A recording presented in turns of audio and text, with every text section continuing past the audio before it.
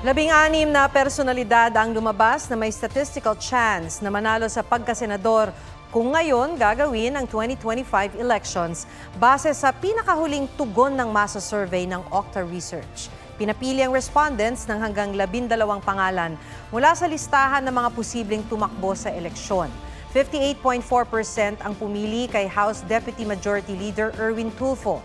Kasunod niya sina dating Senate President Tito Soto, Senador Bongo Ben Tulfo, dating Pangulong Rodrigo Duterte, dating Senador Ping Lacson, Senador Bato de la Rosa, dating Senador Manny Pacquiao, Senador Bong Revilla, Senadora Amy Marcos, dating Manila Mayor Isko Moreno, Senadora Pia Cayetano, Senador Francis Tolentino, Senador Lito Lapid, Dr. Willie Ong at DILG Secretary Benher Abalos. Ilan pang personalidad ang nasa listahan.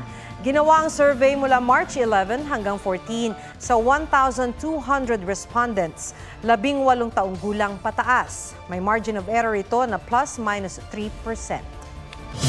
Huwag magpahuli sa mga balitang dapat ninyong malaman. Mag-subscribe sa GMA Integrated News sa YouTube. Sa mga kapuso abroad, subaybayan nyo kami sa GMA Pinoy TV at sa www.gmanews.tv.